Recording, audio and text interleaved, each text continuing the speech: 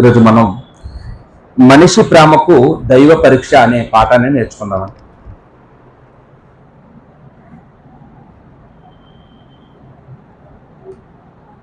మనిషి ప్రేమకు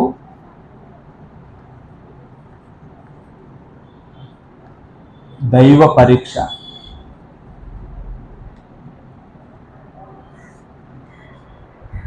పరీక్ష అంటే ఏంటమ్మా? పరీక్ష అంటే పరిశోధన.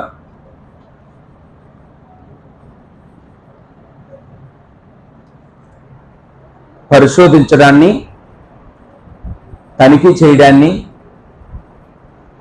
పరీక్షలు అంటాం. తనిఖీ అంటాం కదండి. ఇంకా నిఘా పెట్టడం అంటాం. వీటన్నిటినీ కూడా పరీక్ష అంటారండి. టెస్ట్ చేయడం అంటాం కదండి, ఇంగ్లీష్లో టెస్టింగ్. వీటన్నిటినీ పరీక్ష అంటామండి. పరీక్షలు అంటే మన అందరికి ఇష్టమా, ఇష్టం లేదా? గుడ్ స్టూడెంట్కి ఏమో ఎప్పుడు ఎగ్జామ్ పెడతారా, ఎప్పుడు రాయాలా అని ఆతృత ఉంటుందండి. బ్యాడ్ స్టూడెంట్కి పరీక్షలు అంటేనే జ్వరం వచ్చేస్తుంటుంది. కాబట్టి మనందరికీ కూడా పరీక్షలు విద్యార్థులు ఎక్కువ ఏం కోరుతారండి? పరీక్షల కోసం ఎదురు చూస్తుంటారు. పరీక్షకి ఫీజు కట్టి మరి పరీక్ష రాయిస్తారు. ఎగ్జామ్ ఫీజు కడతాం కదండి. ఫీజు కడతాం ఎందుకండి? అంతలాగా పిల్లలకి పరీక్షలు అవ్వాలని కోరుకుంటాం. అంటే ఆ బిడ్డ బాగా చదువుతున్నాడో లేదో తల్లిదండ్రులకు తెలియాలి, టీచర్లకి తెలియాలి. ఇద్దరికీ ఎప్పుడు తెలుస్తుంది అంటే ఎగ్జామ్ రాసిన తర్వాత, ప్రోగ్రెస్ రిపోర్ట్ చూసిన తర్వాత తల్లిదండ్రులకి అర్థమవుతుంది. కాబట్టి మనం మన పిల్లలు పరీక్ష రాయాలని కోరుకుంటాం. ఏమండి, మీ పిల్లలకి ఏ పరీక్షలు పెట్టాం, మా స్కూల్లో జాయిన్ చేయండి, మేము పాస్ చేసేస్తాం అంటే మనం ఇష్టపడతామండి? అలాంటి స్కూల్లో మన పిల్లలు జాయిన్ చేయడానికి ఇష్టపడతాం. ఒకవేళ మీ అబ్బాయి లేటుగా వచ్చాడు, ఎగ్జామ్ రాయనము అంటే అవసరమైతే ఫైన్ వేయండి, ఫైన్ కడతాం, కానీ మా అబ్బాయిని ఎగ్జామ్ రాయించండి అని కూర్చుంటాం. పరీక్షలు అంటే మనందరికీ, పరీక్షల యొక్క విలువ మనందరికీ తెలుసు కాబట్టి మన పిల్లలు పరీక్ష రాయాలని కోరుకుంటూ ఉంటాం. అదేవిధంగా మనం చూసినప్పుడు మనకి ఏదైనా అనారోగ్యం వచ్చినప్పుడు డాక్టర్ దగ్గరికి వెళ్తాం. డాక్టర్ గారు మనకి తనిఖీ చేయకుండా, రక్త పరీక్షలు చేయకుండా, యూరిన్ టెస్టులు చేయకుండా, లేదమ్మా నీకు పలానా వ్యాధి అని అంటే ఊరుకుంటామండి? ఏంటండి, ఏది పరీక్షించకుండా నాకు ఈ పలానా వ్యాధిని మీరు ఎలా నిర్ధారిస్తారో? ఎంత డబ్బులైనా పర్వాలేదు, పరీక్ష చేయండి. ఆ పరీక్ష రిపోర్ట్ వచ్చిన తర్వాత అప్పుడు మీరు ఏం చెప్తే మేము ఆ మందులు వాడతాం అని అంటామండి. కాబట్టి పరీక్షలు అనేవి ఏంటంటే ఒక చిన్న ఉద్యోగం, ఎవరికైనా ఒక ఉద్యోగం రావాలంటే, ఒక గవర్నమెంట్ ఉద్యోగం రావాలంటే అది తక్కువ జీతం ఉండైనా కానీ దానికి కూడా పరీక్షలే. ప్రభుత్వం కనుక పరీక్షలు పెట్టకపోతే ధర్నాలు చేస్తుంటారు. ఏంటి జాబ్ క్యాలెండర్ అన్నారు, అదన్నారు, ఇదన్నారు, ఏది ఎప్పుడు రిలీజ్ చేస్తారో, ఎప్పుడు పరీక్షలు పెడతారు, ఎప్పుడు ఉద్యోగాలు ఇస్తారని పరీక్షలు పెట్టని ప్రభుత్వం మీద కూడా మనం ధర్నాలు చేయడం అనేది చూస్తూ ఉంటాం. మనిషి జీవితం 60 సంవత్సరాలు ఉద్యోగం చేయడానికి అర్హత. ఈ 60 సంవత్సరాల్లో ఆ ఉద్యోగం సంపాదించడానికి దాదాపుగా 30 నుంచి 40 వరకు కేటగిరీలు బట్టి పరీక్షలు రాస్తూనే ఉంటాడు మనిషి. 60 సంవత్సరాల్లో జాబ్ చేయడానికి సుమారు 40 సంవత్సరాలు వచ్చే వరకు కూడా ఎగ్జామ్ రాస్తూనే ఉంటాడండి. ఉద్యోగం కొట్టే వరకు కూడా పరీక్షలు రాస్తూనే ఉంటారు. కాబట్టి పరీక్ష యొక్క విలువ మనందరికీ తెలిసిందే. పెళ్లి చేసుకోబోయే వ్యక్తి గురించి పరీక్షిస్తుంటాం, ఎలాంటోడో తెలుసుకోవాలని చాలా మందిని అడుగుతాం కదండి.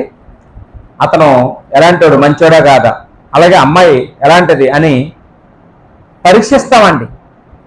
ఏదైనా ఒక వస్తువు కొనేటప్పుడు ఏదో ఒకటి ఇచ్చేయండి అని, ఒక డజన్ గాజులు ఇచ్చేయండి అంటారా?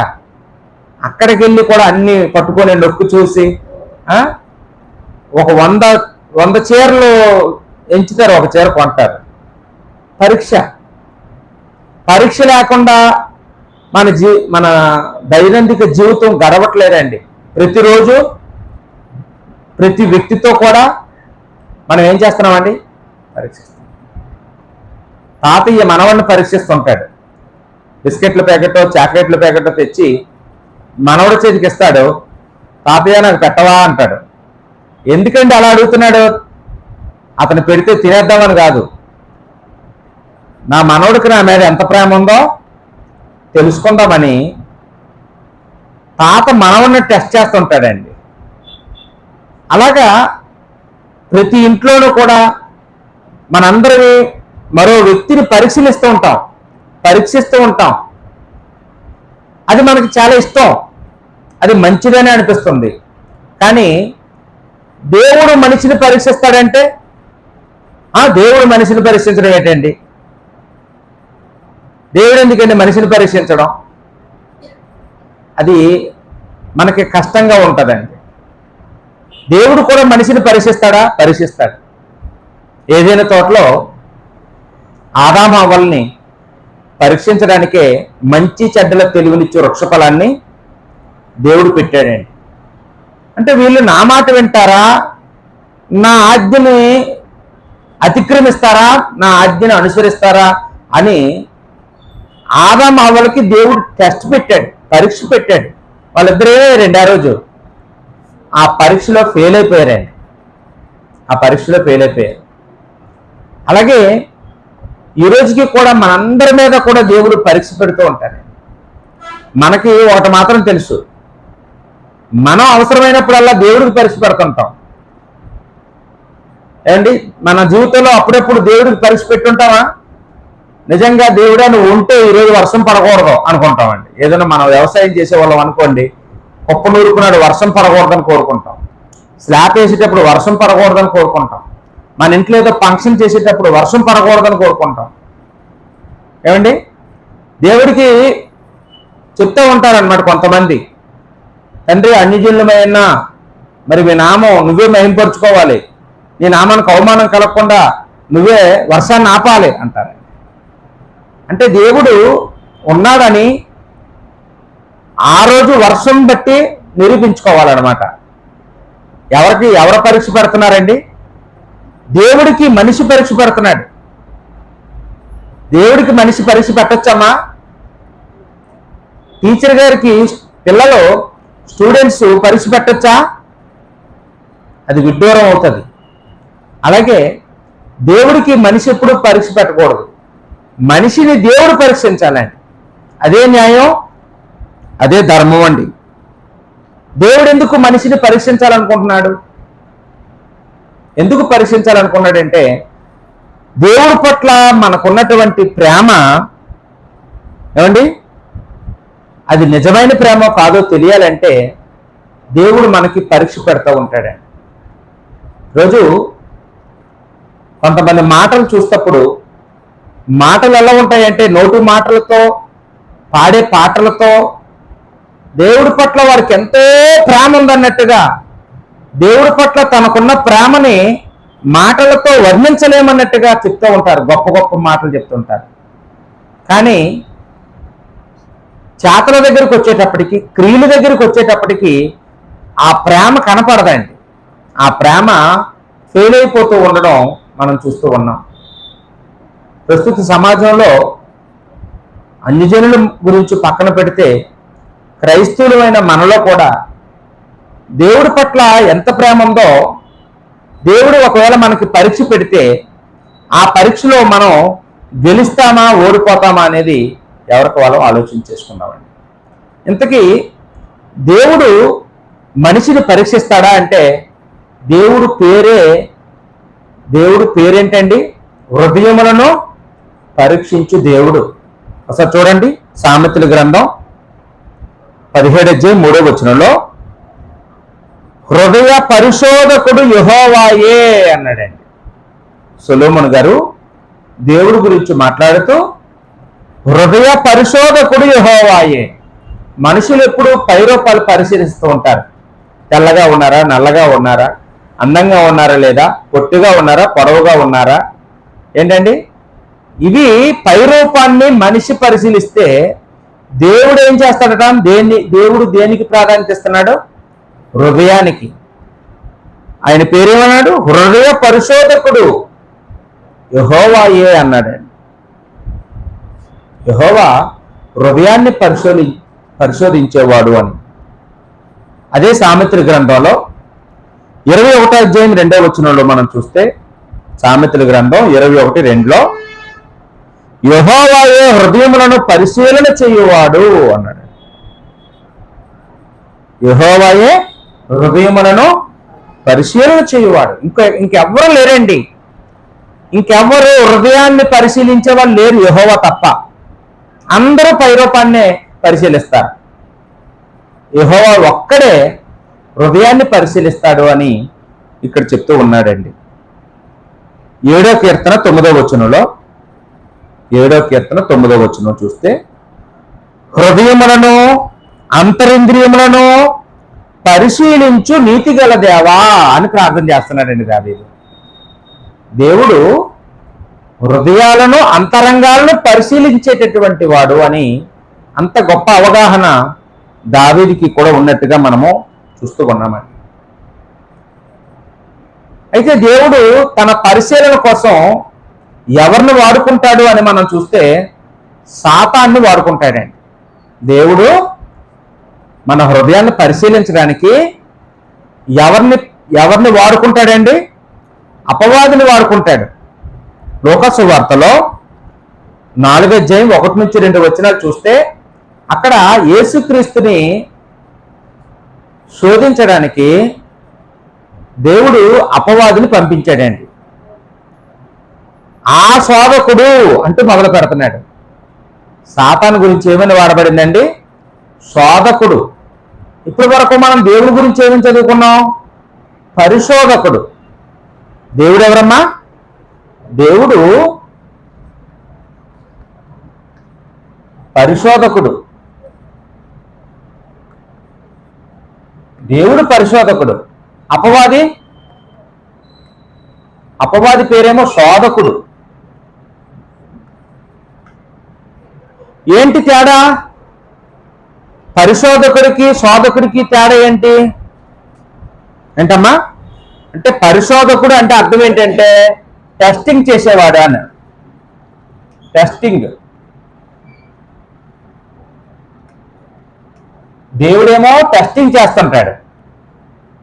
మరి పరిశోధకుడు అపవాదం ఏం చేస్తాడు? శోధకుడు. అంటే శోధకుడు అంటే ఏంటంటే అర్థం? టెంప్టింగ్ చేస్తుంటాడండి. టెంప్టింగ్. సాతానేమో మనల్ని పాపం చేసేటట్లుగా ప్రేరేపిస్తుంటాడు. దేవుడేమో మనల్ని టెస్టింగ్ చేస్తుంటాడు, తనిఖీ చేస్తుంటాడు. సాతానేమో మనల్ని టెంప్టింగ్ చేస్తూ ఉంటాడని ఇక్కడ మనము నేర్చుకుంటూ ఉన్నామండి. ఇద్దరికీ తేడా అది.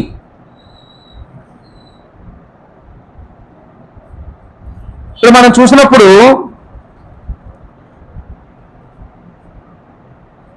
మనం దేవుణ్ణి ఎంతో ప్రేమిస్తున్నామని చెప్పడం చాలా తేలిక,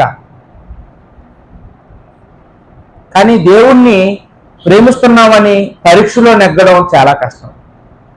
మీకు ఉదాహరణకి యేసుక్రీస్తు వారు కొండ మీద చేసిన ప్రసంగాన్ని చూస్తే మత్తయి సువార్త 5వ అధ్యాయంలో 39వ వచనంలో యేసుక్రీస్తు వారు ఏమన్నారండి? మీరు దుష్టుని ఎదిరింపక నిన్ను కుడి చెంప మీద కొట్టిన వాడి వైపు ఎడమ చెంప కూడా త్రిప్పుము అన్నారు. అండి, దుష్టుడు ఎవరైనా మనల్ని హాని చేసినప్పుడు, శత్రువులు మన మీద దాడి చేసినప్పుడు మనం ఆ శత్రువుని క్షమించి ఆ శత్రువుని ఏం చేయమంటున్నాడంటే, మీ కుడి చెంప మీద కొట్టితే ఎడమ చెంప కూడా చూపించి అతనికి అన్నాడు. అలాగే చేస్తామండి. మనకి ఏది ఇష్టం? ఒక దెబ్బ కొట్టిన వరకు 2 దెబ్బలు కొట్టడం. చిన్నప్పటి నుంచి మనల్ని ఎత్తుకున్నప్పుడు మన అమ్మ మన నాన్న లేకపోతే మన తాత అమ్మమ్మ వీళ్ళందరూ ఏమి నేర్పుతారండి? ఒక తలుపునో దేన్నో కొట్టి అన్నా అని వాళ్ళు ఊరుకోబెడుతుంటారు. అంటే మనం ఏడ్చినప్పుడల్లా దేన్నైనా 2 దెబ్బలు కొడితే మనం ఊరుకుంటూ ఉంటాం. అలా మప్పుతారు. ప్రతీకారం.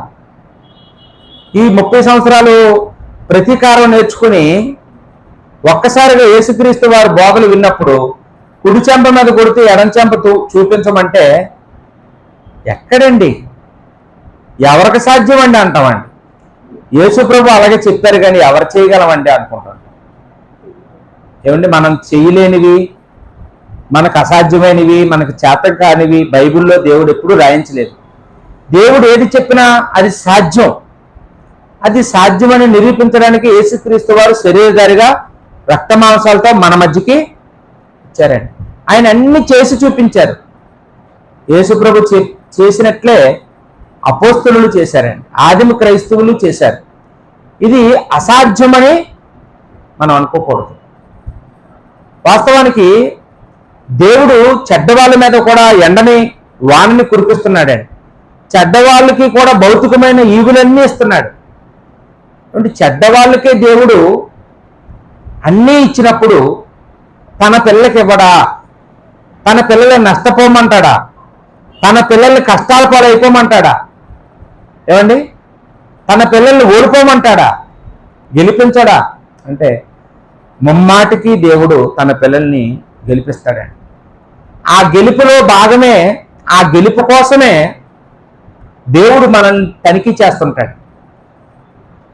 నా కుమారుడు గెలవాలనే పరీక్ష పెడుతున్నాడండి. ఆ పరీక్షలో మనం నెగ్గాలని దేవుడు కోరుకుంటుంటాడు. ఆ పరీక్షలో మనం ఓడిపోవాలని సాతాను కోరుకుంటూ ఉంటాడు. కాబట్టి ఈ పరీక్ష వెనకాతల కూడా దేవుని ప్రేమ ఉంది. ఏముందమ్మా? దేవుని ప్రేమ ఉందండి. ద్వితీయోపదేశ కాండంలో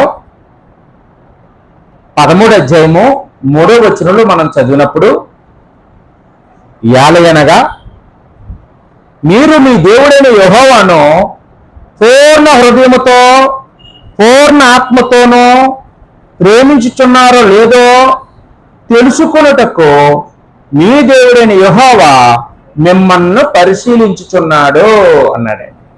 అంటే దేవుడు ఇశ్రాయేల్ ప్రజల్ని పరిశీలిస్తున్నాడట. ఎందుకు? దేవుడు ఎందుకు పరిశీలిస్తున్నాడండి? దేవుడు ఎందుకు పరీక్షిస్తాడు?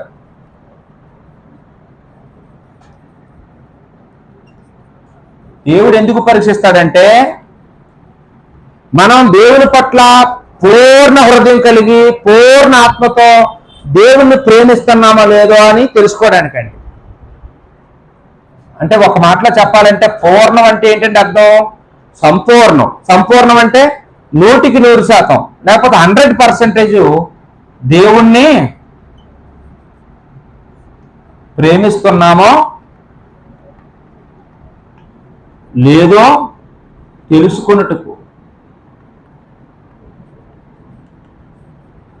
దేవుడికి మనుషుల మీద అనుమానం అండి. దేవుడికి మనుషుల మీద అనుమానం. ఎందుకంటే మనిషి ఎవరు కూడా నమ్మదగిన వాడు కాదు. మనిషి పరిస్థితులను బట్టి మారిపోతుంటాడు. ఎదుటి వ్యక్తి ప్రవర్తన బట్టి తన ప్రవర్తన ఆధారం చేసుకుంటుంటాడు. మనిషి తన వ్యక్తిత్వం మీద బ్రతకడం, ఇతరుల వ్యక్తిత్వాలను బట్టి ప్రవర్తిస్తుంటాడు.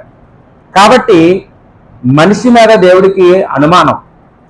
అందుకనే ఈ మనిషి నన్ను పూర్ణ హృదయంతో పూర్ణ ఆత్మతో ప్రేమిస్తున్నాడా లేదో తెలుసుకోవాలని దేవుడు మనుషులకి ఏం చేస్తున్నాడటమ్మా? పరీక్ష పెడుతూ ఉన్నాడు.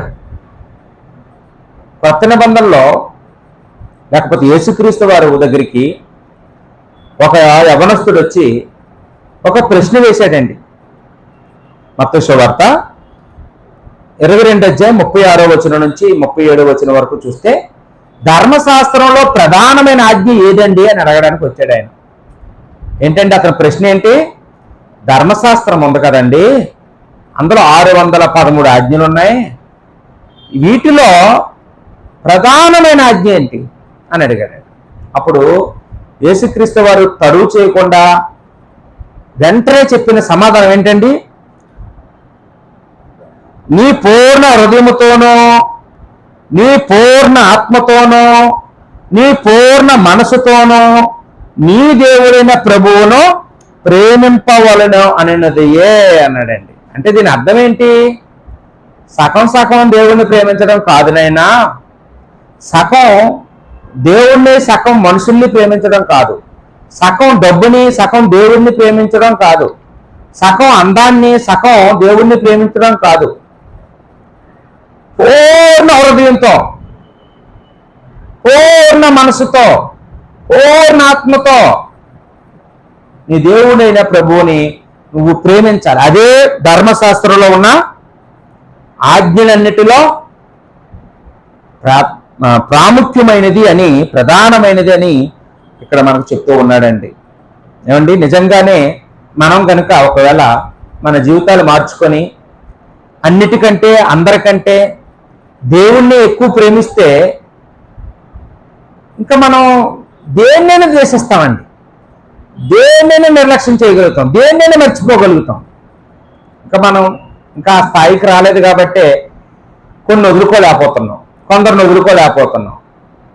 ఏమండి, కొన్ని పోతే బాధపడిపోతున్నాం, కొందరు పోతే బాధపడిపోతున్నాం. మొదటి స్థానం దేవుడికి ఇవ్వడం అండి.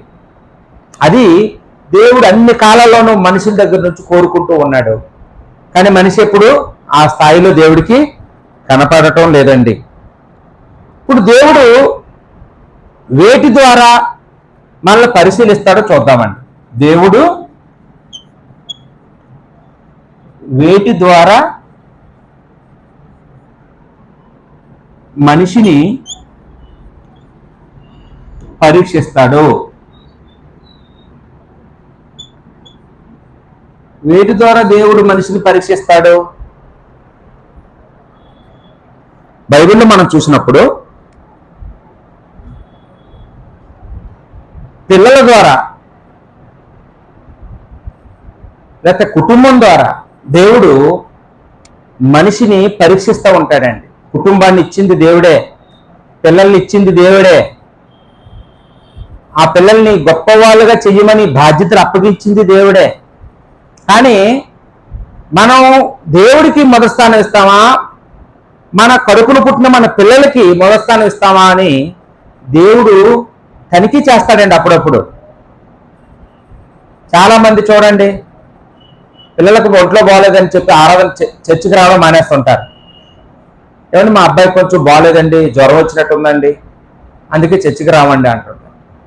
అంటే దేవుడిని ఆరాధించడానికి ఒక 2 గంటలు దేవుడి సన్నిధిలో గడపడానికి పిల్లల్ని వంక పెడుతూ ఉంటారు, పిల్లలు సాకు చెప్తూ ఉంటారు. అంటే వాళ్ళు ఎవరికి ప్రాధాన్యత ఇచ్చినట్టు? ఏమండి, కుటుంబానికి, పిల్లలకి. ముఖ్యంగా పిల్లలు లేనంత కాలం దేవుడా మాకు పిల్లలు ఇవ్వు, మాకు పిల్లలు లేరు, మాకు అవమానం అయిపోతుంది, అలా అయిపోతుంది, ఇలా అయిపోతుంది అని అన్నలాగా ప్రార్థన చేస్తారు. పిల్లలు పుట్టిన తర్వాత అన్నలాగా చర్చికి తీసుకురారు. ఏంటి, పిల్లలేమో ఇంటి దగ్గర ఉంటారు, తల్లిలేమో చర్చికి వస్తుంటారు. కొంతమంది ఆ పిల్లలతో పాటు ఇంటి దగ్గరే ఉంటారండి. దేవుడు ఇలాగే మనకంటే గొప్పగా అబ్రహాముని పరిశీలించాడే. అబ్రహాముకి 100 ఏళ్ళు వచ్చే వరకు సంతానం లేదు. 100 ఏళ్ళప్పుడు అబ్రహాముకి శారాకి దేవుడు వాగ్దానం చేసిన ప్రకారంగానే 25 సంవత్సరాలు చెప్పిన తర్వాత 25 సంవత్సరాల తర్వాత కుమారుడిని ఇచ్చాడండి.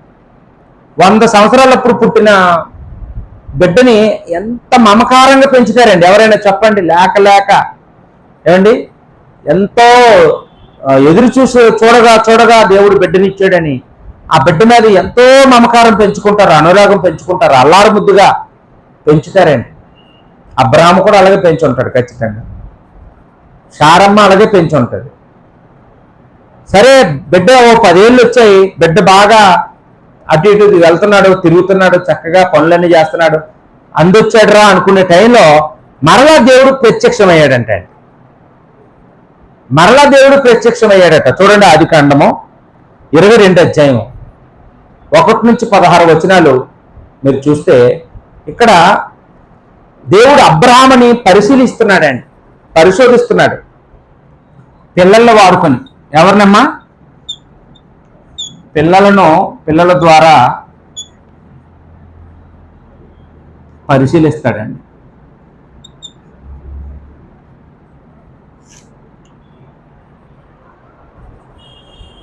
ఏమన్నాడండి దేవుడు ప్రత్యక్షం అవ్వగానే? అబ్రహాం ఏమనుకుంటాడు మామూలు చెప్పండి అనుకోను. అతను ఎలా దేవుడు ఎప్పుడైనా ప్రత్యక్షం అయ్యేటప్పుడల్లా అబ్రహాంకి ఆనందం. కారణం ఏంటంటే ఏదో గుడ్ న్యూస్తో వస్తుంటాడు ఎప్పుడు దేవుడు. అబ్రహాము నీకు ఇది ఇస్తాను, నీకు అది ఇస్తాను అని ఎప్పుడు చెప్తా ఉంటాడు. ఈసారి కూడా అనుకుని ఉంటాడు, పాపం ఇస్సాకు ఒక్కడే పుట్టాడు కదా, నాకు ఒక్కడే ఆడుకోవడానికి ఇబ్బంది పడుతున్నాడు, వీడికి తోడుగా ఇంకొకరిని ఇస్తాడని దేవుడు చెప్తున్నాడేమో అనుకొని, ఓన్లీ నాకు 2 కుమారులు అవుతారు సంతోషం అనుకొని ఉంటాడేమో. చాలా ఆనందంగా ఎదురు చూస్తున్నాడు ఏం చెప్తారా దేవుడు అని. ఇప్పుడు దేవుడు ఏం చెప్పాడండి? నీ ఒక్కగానొక్క కుమారుడైనా నువ్వు ప్రేమించి ఇస్సాకుని నాకు బలిగా అర్పించగలవా అని అడిగాడు. అండి అబ్రహాం ఏమైపోయి ఉంటాడండి ఆ మాట చెప్పగానే? గుండెల్లో రాయి పడిపోయినట్టే. కానీ దేవుడు తీసుకెళ్ళిపోవాలంటే ఎలాగోలా తీసుకెళ్ళిపోవచ్చు. కానీ అబ్రహాంకి దేవుడు ఎంత పరీక్ష పెట్టాడంటే నీ చేతులతో నువ్వే బలి ఇవ్వాలంటున్నాడు. ఎవరైనా ఇవ్వగలమా అండి? ఏమంటే ఏ అనారోగ్యం వచ్చి చనిపోయినా మనం తట్టుకోగలమేమో, కానీ మన చేతులతో మన పిల్లలు ఎలా చంపుకోగలం? చంపుకోలేం. అది దేవుడికే సాధ్యం, అబ్రహాంకే సాధ్యం అండి, ఇంకెవరికీ సాధ్యం కాదు. బైబిల్లో అలాంటి పరీక్ష మళ్ళీ దేవుడే తనకు తాను పెట్టుకున్నాడు. తన కుమారుడిని బలి చేశాడండి సిలువ మీద. అంత గొప్ప భయంకరమైనటువంటి పరీక్ష దేవుడు అబ్రహాముకు పెట్టాడు. అబ్రహాము దేవుడు పెట్టిన పరీక్షలో నెగ్గాడండి. దానికోసం ఏటి చేయాలో అన్నీ చేశాడండి. రాత్రి దేవుడు మాట్లాడారు, తెల్లవారు లేవగానే పనివారిని 2 చూసుకున్నాడట, గాడిదలు చూసుకున్నాడు, కట్టెలు పట్టుకున్నాడు, నిప్పు పట్టుకున్నాడు. తన కుమారుడిని కూడా తీసుకొని 3 రోజులు ప్రయాణం అంత దూరంలో ఉందటండి దేవుడు చెప్పిన స్థలం, ఆ మోరియా కొండ. ఇదేంటండి మా ఊళ్ళో చాలా కొండలు ఉన్నాయి, ఈ కొండల మీద ఎక్కడైనా బలి ఇచ్చేస్తానంటే అడిగాడండి. ఇది అబ్రహాం అసలు అడిగాడు? అడగలేదండి. ఎందుకండి అంత దూరం అని అడగలేదండి. నా కొడుకుని ఎందుకు బలి ఇవ్వమంటున్నావు, ఆ పాటి వాడు ఎందుకు ఇచ్చావు, అలాంటి ప్రశ్నలేమే వేయలేదు. తీసుకెళ్ళాడు. ఆ కొడుకు కొండెక్కేటప్పుడు, నానా నువ్వు రోజు బలి ఇచ్చేటప్పుడు గొర్రె పిల్లని కూడా తీసుకెళ్తావు కదా, ఈరోజు గొర్రె పిల్ల లేకుండా బయలుదేరేవేంటి, మర్చిపోయావా అన్నాడండి. గొర్రె పిల్ల ఎక్కడా అని అడిగాడు. అప్పుడు అబ్రహాము ఆ అమాయకపు ప్రశ్నకి చాలా మంచి ఆన్సర్ ఇచ్చాడండి. మనమైతే 100 అబద్ధాలు ఆడేస్తాం. అబ్రహాం అబద్ధం ఆడలేదండి. ఏమన్నాడండి? యెహోవా ఈరే అన్నాడు. అంటే గొర్రె పిల్లను దేవుడు చూసుకుంటాడు నాయనా అన్నాడండి. దేవుడు చూసుకుంటాడు. నిజంగానే అబ్రహాం చెప్పినట్లుగానే దేవుడు చేశాడండి. అబ్రహాము ఇస్సాకుని కట్టెల మీద పడుకోబెట్టి కాలు చేలు పెట్టినప్పుడు ఇస్సాకు అర్థమైపోయింది నేనే గొర్రె పిల్లని. వెంటనే అబ్రహాం కత్తి పైకెత్తి కత్తి దించాడు అన్నాడు. ఇప్పుడు మనం ఎప్పుడైనా ఒక కత్తితో ఏదైనా నరికేటప్పుడు దించేటప్పుడు ఆపలేమండి. ఎత్తే వరకే మన చేతిలో ఉంటుంది, దించడం మన చేతిలో ఉండదు. ఎందుకంటే ఆ ఇసురు మీద కత్తిని ఎవరో ఆపుకోలేము. ఎవరు ఆపుంటారండి? దేవుడే ఆపాడండి. అబ్రహాం చేతిని ఎవరో పట్టుకున్నారు, దేవుడే పట్టుకున్నాడు. అబ్రహాం మాత్రం అతను హృదయంలో అర్పించేశాడండి. అబ్రహాం నమ్మకం ఏంటంటే హెబ్రీ గ్రంథకర్త అంటాడు, మృతుల్లో నుండి కూడా నా కుమారుడిని దేవుడు లేపగలడు అని నమ్ముతున్నాడటండి. చచ్చిపోయిన తర్వాత కూడా నా కుమారుడిని దేవుడు బ్రతికించగలడని నమ్మాడటండి. అంత విశ్వాసం అండి. దేవుడు అంటే పిచ్చి అబ్రహాంకి, అందుకే అంత సాహసం చేయగలిగాడే. దేవుడేమో నీ ఒక్కగానొక్క కుమారుడే నాకు వెనుక తీయలేదు కాబట్టి ఇదిగో నువ్వు పాస్ అయిపోయావు, నువ్వు విశ్వాసులకు తండ్రివి ఈ రోజు నుంచి అన్నాడు. ఏమండి, దేవుడి యొక్క పరీక్షను ఎదుర్కోవడం కొంచెం కష్టమేనండి. కానీ ఒకసారి కనుక పరీక్షలో మనం పాస్ అయ్యామంటే ఇంకా అన్ని ప్రమోషన్లేనండి, ఇంకా అంతేంత ఆనందం ఉండదు. అబ్రహాం జీవితంలో కూడా అదే జరిగింది. ఈ రోజుకి కూడా అబ్రహాం గురించి చదివేటప్పుడల్లా మన రోమాలు నిప్పబడుస్తాయి. ఎందుకంటే అంత గొప్ప విశ్వాసిని మనం ఎక్కడ చూడమండి.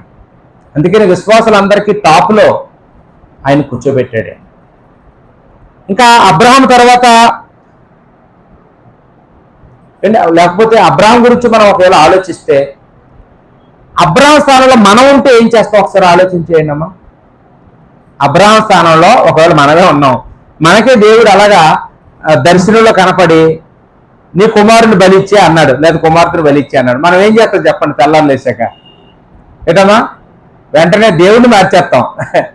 ఈ దేవుడిని నమ్ముకుంటే ఈ దేవుడు ఏంటి నాకు ఏదో ఇస్తాడు అనుకుంటే నా కొడుకుని బలిచ్చేయమంటున్నాడు, లాభం లేదు సుఖం లేదు, ఈ దేవుడిలో మనకి ఏ ఉపయోగం లేదని వెంటనే ఇంకో దేవతని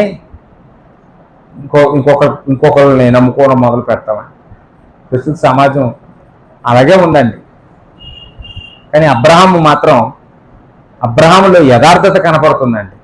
దేవుడికి అబ్రహాము విశ్వాసంలో ఏం కనపడుతుంది, ప్రేమలో ఏం కనపడుతుందండి? యథార్థత ఉందండి. మన మాటల్లో మన పాటల్లో మనం ప్రేమ గురించి ఎన్నో పాటలు పాడేస్తుంటాం. ఎంతోమంది పాటలు రాసేస్తుంటారు, పాటలు రాయగలుగుతున్నారు కానీ ప్రేమ చూపించుకోలేరండి. పాటలు పాడగలుగుతున్నారు కానీ దేవుడి పట్ల ఉన్న ప్రేమను నిరూపించుకోగలవా అంటే క్రియల దగ్గరికి వచ్చేటప్పటికి నిరూపించుకోలేని పరిస్థితిలో మనందరం ఉంటున్నాం. కానీ అబ్రహాం మాత్రం ఆయన ఎక్కడ చెప్పుకోలేదు, గొప్పలు చెప్పలేదు, కానీ దేవుడు పరీక్ష పెట్టిన రోజు మాత్రం ఆయన గెలిచాడు, దేవుణ్ణి కూడా గెలిపించినట్టుగా మనం ఇక్కడ చూస్తూ ఉన్నామండి. అదేవిధంగా దేవుడు ఇంకా వేటిని బట్టి మనల్ని పరిశీలిస్తాడు అని ఆలోచన చేస్తే అనారోగ్యాలు బట్టండి. అనారోగ్యం ద్వారా దేవుడు మనల్ని పరిశీలిస్తూ ఉంటాడండి. అండ్ ఏదైనా అనారోగ్యం వచ్చినప్పుడు కొన్ని అనారోగ్యాలు మామూలుగా ఉండవండి.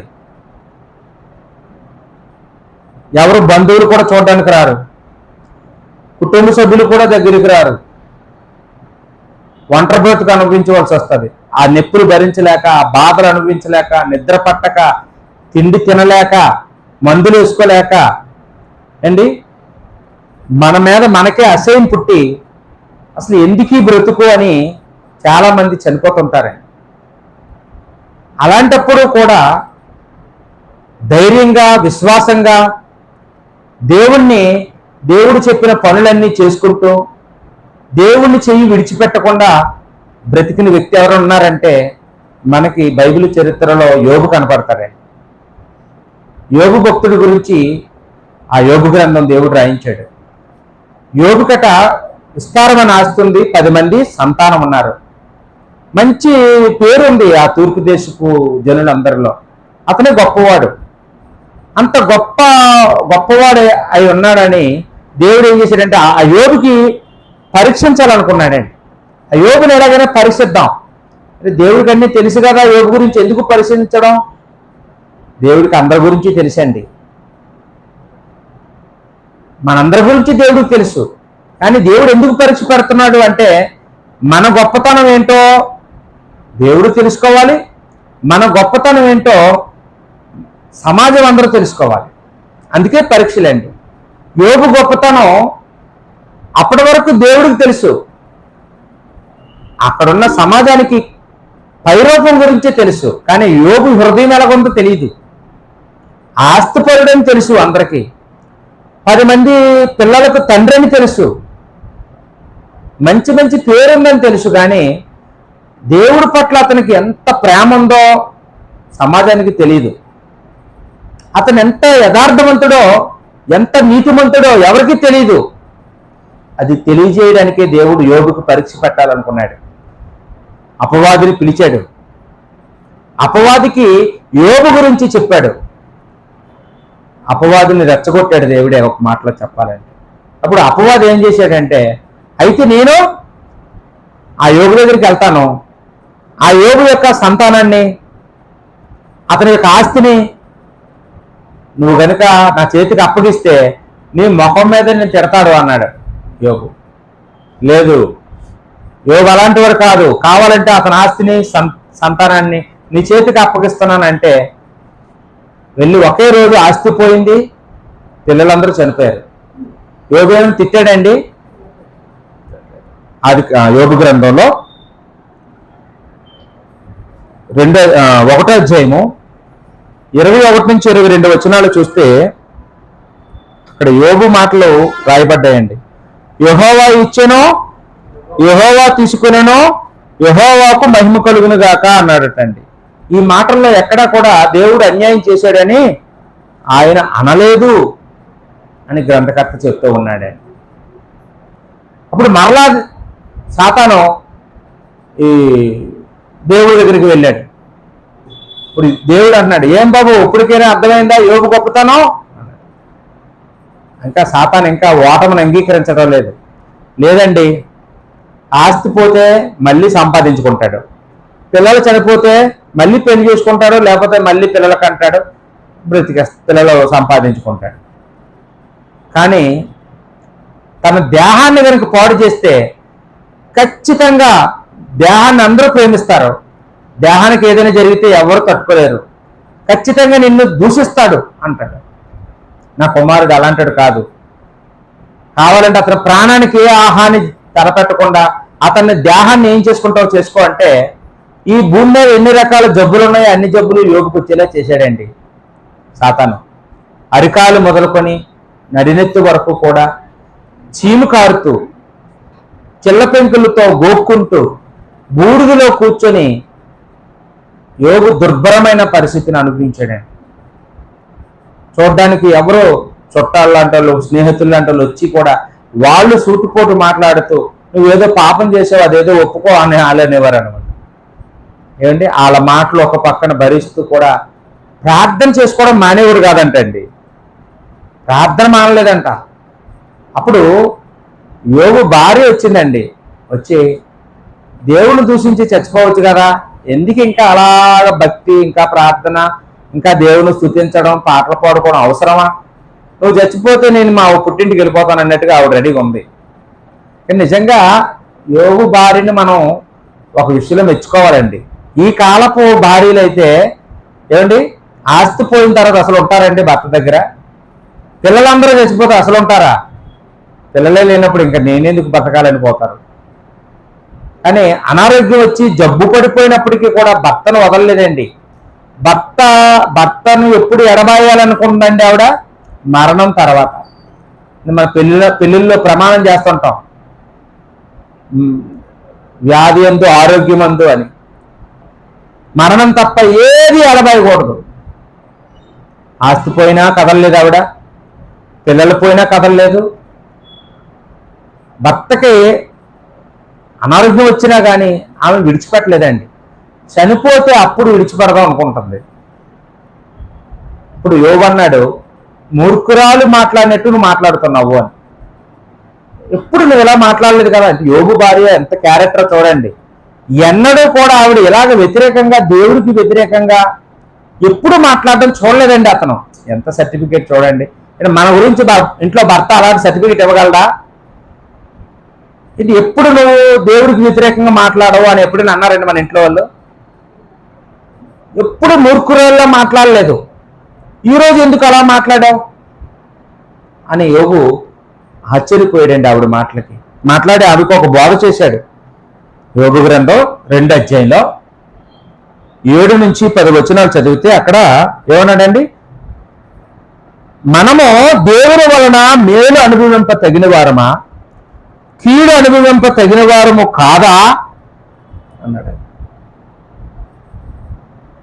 ఈ మాటల్లో కూడా ఎక్కడ యోబు దేవుణ్ణి దూషించలేదు, పాపం చేయలేదు అని గ్రంథకర్త రాస్తూ ఉన్నాడు.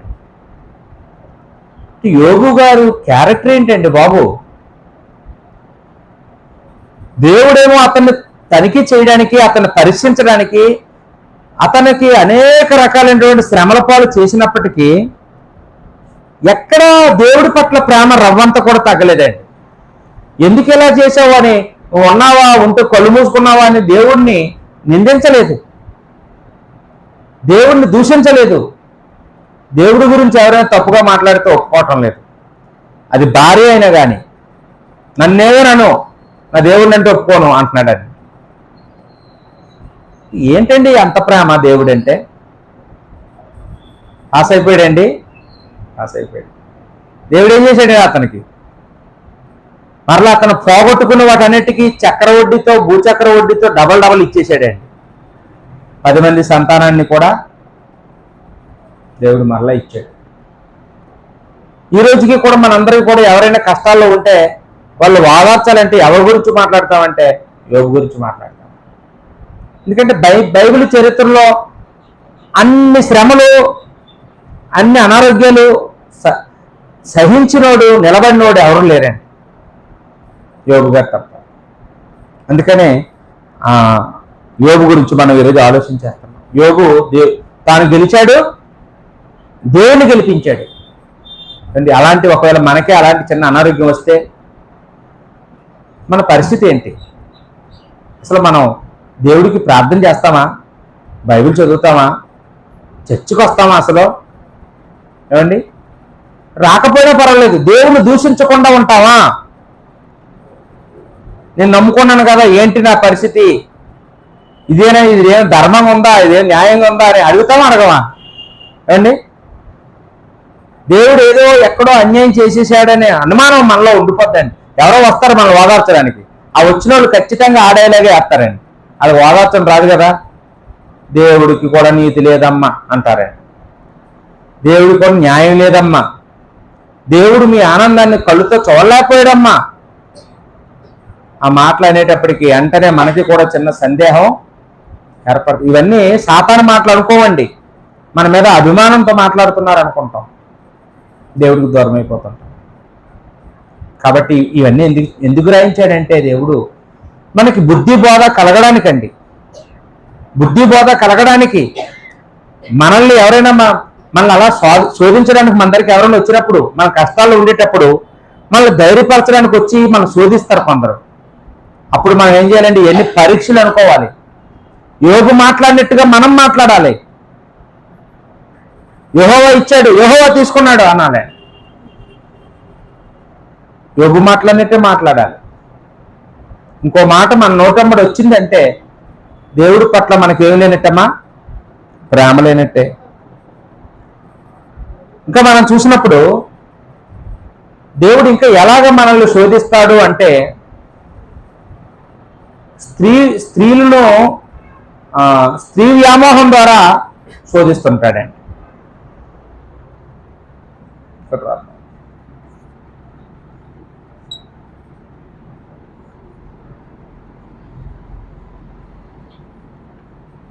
స్త్రీ వ్యామోహం ద్వారా దేవుడు శోధిస్తూ ఉంటాడు. వాస్తవానికి లైంగిక వాంఛ అనే కోరిక సహజ కోరికల్లో ఒకటండి. ఈ కోరిక మంచిదని దేవుడు పెట్టాడు. ఈ కోరిక వల్లనే మనం ఈ సంతానోత్పత్తి జరుగుతుంది, సృష్టి నింపబడుతుంది, మనం ఫలించగలుగుతాం. కోరిక చెడ్డది కాదు, కానీ చెడ్డ పద్ధతిలో తీర్చుకుంటే అది చెడ్డదవుతుంది, మంచి పద్ధతిలో తీర్చుకుంటే అది మంచిది. వివాహం ద్వారా జతపరచబడి తీర్చుకుంటే అది మంచిది. లేకపోతే జారత్వం చేయడమో, వ్యభిచారం చేయడమో అలా చేస్తే అది చెడ్డదండి.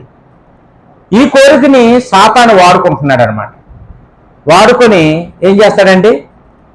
మళ్ళీ శోధిస్తుంటాడు, మళ్ళీ టెంప్ట్ చేస్తూ ఉంటాడు. మనం బైబిల్లో చూసినప్పుడు ఆదికాండ 39 అధ్యాయంలో 7వ వచనం నుంచి 12వ వచనం వరకు చూస్తే యోసేపు కనపడుతున్నాడండి.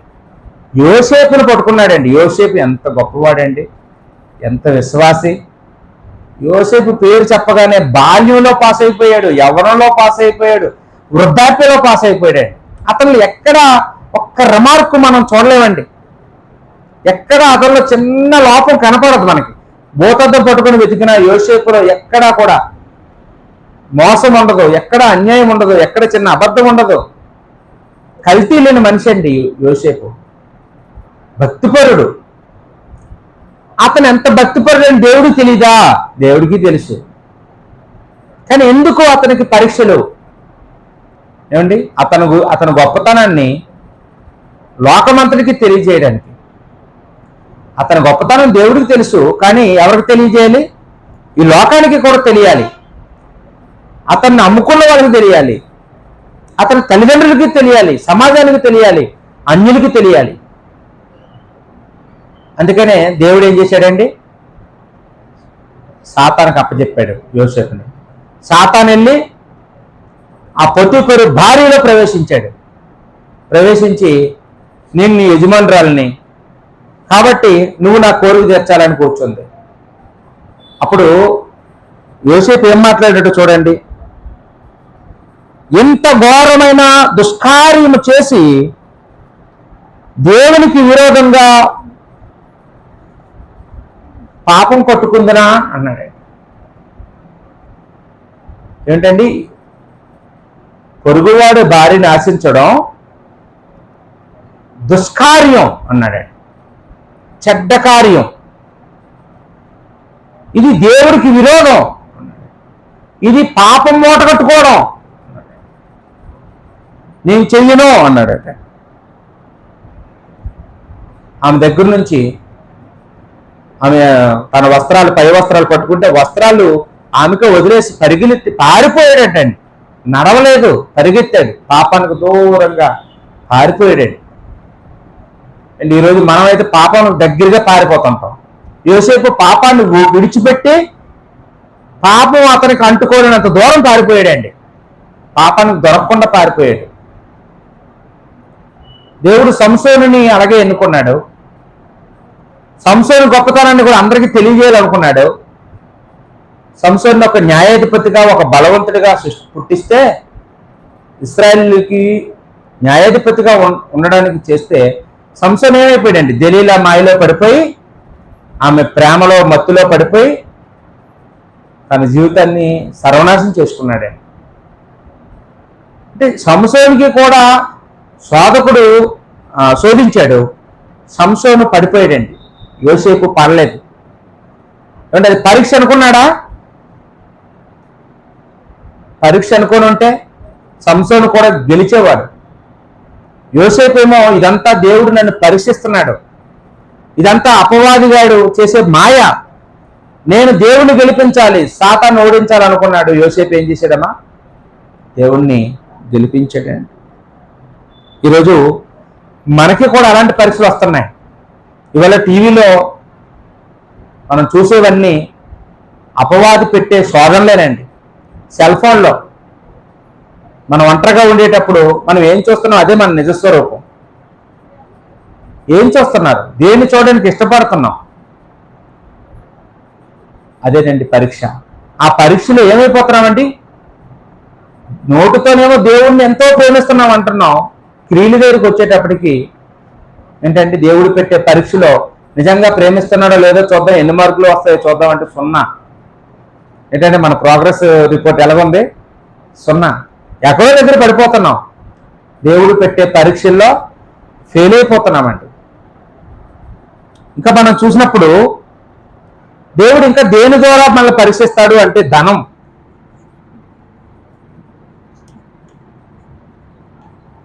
ధనం ద్వారా దేవుడు మనల్ని పరీక్షిస్తూ ఉంటాడండి.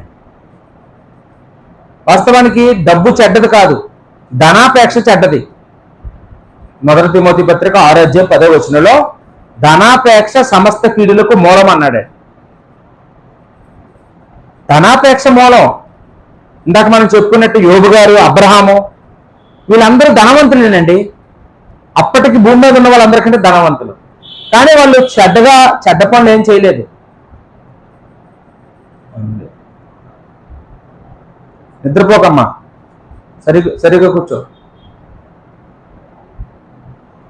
ధనాపేక్ష చెడ్డది, డబ్బు చెడ్డది కాదు. డబ్బుండి వాళ్ళు భక్తిగా బ్రతికారు. డబ్బు లేకపోతే కొందరు భక్తిహీనులు అయిపోతుంటారు. డబ్బు వల్లే భక్తి పరులము, డబ్బు లేకపోతే భక్తిహీనులం కాదు. డబ్బులు ఏముండదు, ఆ డబ్బుని మనం ప్రేమించే ఉంటారు కదండి, దాన్ని బట్టే. డబ్బు స్థానం ఎప్పుడు కూడా మన కాళ్ళ కింద ఉండాలి, మన నెత్తి మీద ఉండకూడదు. దేవుడి స్థానం ఎప్పుడు మన నెత్తి మీద ఉండాలి. యేసుప్రభు అదే చెప్పాడండి, ఏ వ్యక్తి 2 యజమానులకు దాసుడిగా ఉండలేడు అని. డబ్బులు అవసరమే, డబ్బులు లేకపోతే ఎందుకు పనికిరాం, ఏ పని చేయలేం. కరెక్టే, కానీ అది ఇచ్చేవాడు ఎవరు? దేవుడు. దేవుడు ఇచ్చే వరకు ఆగాలి. దేవుడు ఊరికనే ఇవ్వడం, మనం దానికోసం కష్టపడి పనిచేయాలి, దేవుడిని సంతోష పెట్టాలి. దేవుని మనం సంతోష పెడితే దేవుడు మనల్ని సంతోష పెడుతుంటాడు. అంతే తప్ప అక్రమ మార్గాల్లో సులువుగా డబ్బు సంపాదించడానికి మనం ఎవరో ప్రయత్నం చేయకూడదండి. ఇక్కడ మనం చూస్తే బైబిల్లో అలాగా ఆ ధనాన్ని ఆశించి చాలామంది దేవుడు పెట్టే పరీక్షలో ఫెయిల్ అయిపోయారండి. ఇశ్రాయేలు ప్రజలు యెరికోను జయించినప్పుడు దేవుడు ఖచ్చితంగా ఆజ్ఞాపించాడు. యెరికో అంటే చాలా ధనవంతుల పట్టణం. ఆ పట్టణంలో చాలా డబ్బు ఉంది, చాలా బంగారం ఉంది, చాలా వెండి ఉంది, ఖరీదైన వస్తువులు ఉన్నాయి. కానీ వీటిలో ఏది మీరు ముట్టుకోకూడదు. ఏదైనా మీకు ఖరీదైన కనపడితే వెంటనే ధనాగారంలో పెట్టాలి, దేవుని ధనాగారంలో పెట్టాలి అని చెప్పాడు. అందరూ కూడా పాటించారట, కానీ ఒకడు పాటించలేదండి. ఎవరు? ఆకాను. ఎవరమ్మా? ఆకాను. యెహోషువ గ్రంథంలో 7:1 ఏం ఏం ఏం తీసుకున్నాడండి అంటే, ఒక సేనారు పై వస్త్రం కనపడింది, దాన్ని తీసుకున్నాడు. ఒక బంగారపు కమ్మి కనపడింది, దాన్ని తీసుకున్నాడు. ఏమైపోయాడండి? బంగారం కాదు, వెండి కమ్మి తీసుకున్నాడండి. ఏమైనా కట్టుకోగలిగాడా ఆ పై వస్త్రాన్ని? ఆ వెండితో ఏదైనా వస్తువులు చేయించుకునే వరకు బతికాడా? ఏది లేదండి. దేవుడు పట్టించేశాడు. తను చేసిన తప్పుకి తన కుటుంబం, తన పిల్లలు, తన భార్య అందరూ కూడా ఒకే రోజు కాల్చబడి చంపబడ్డారండి. దేవుడు వాళ్ళు కాల్చేస్తే తప్ప శాంతించలేదండి. అంటే ధనం దగ్గరికి వచ్చేటప్పటికి దేవుడు మనల్ని పరీక్షిస్తున్నాడు. పేదరికం శాపం కాదండి, పేదరికం మహాభాగ్యం. ఆ పేదరికం ఇచ్చి దేవుడు మనల్ని పరీక్షిస్తుంటాడు. నిలకడగా ఉంటాడా? నన్ను ప్రేమిస్తాడా? లేకపోతే డబ్బు కోసం ఏదైనా నన్ను వదిలేస్తాడండి.